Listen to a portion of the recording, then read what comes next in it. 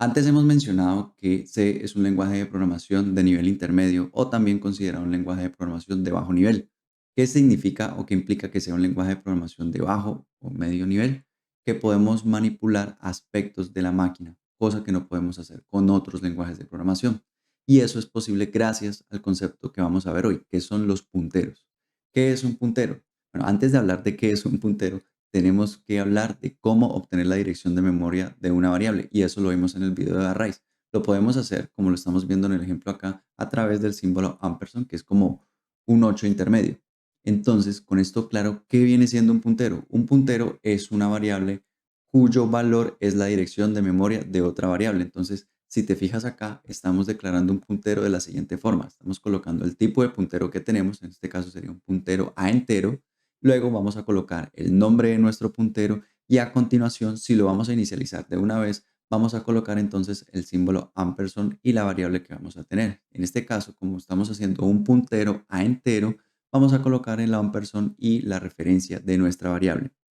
Es importante que la variable a la cual vamos a apuntar tiene que ser del mismo tipo.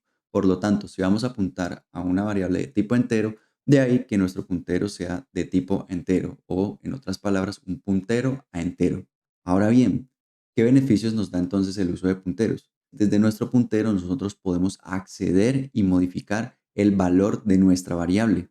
En este caso, si queremos acceder a nuestra variable a, únicamente podemos utilizar el asterisco. Fíjate que estamos utilizando el asterisco en dos momentos. El primer momento es para declarar nuestro puntero y el segundo momento es para acceder al valor de la variable a la cual estamos apuntando. Y eso lo hacemos a través del asterisco y a continuación nuestra variable p que vendría siendo nuestro puntero. Ahora bien, si imprimimos el valor de nuestro puntero, verás, tal como lo estamos viendo acá, que el valor de nuestro puntero es exactamente la dirección de memoria de nuestra variable a.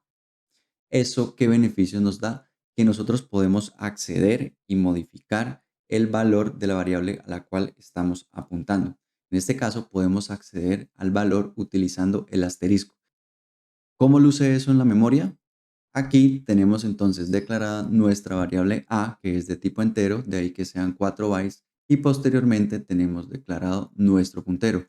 Fíjate que el valor de nuestro puntero es exactamente la dirección de memoria de nuestra variable a.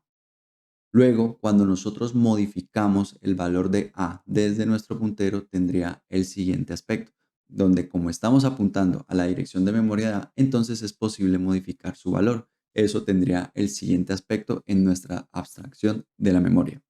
Con esto, estás listo para revisar cómo se relacionan, por ejemplo, los punteros con strings o los arrays en C. Vamos entonces a las siguientes clases a profundizar aún más sobre los punteros.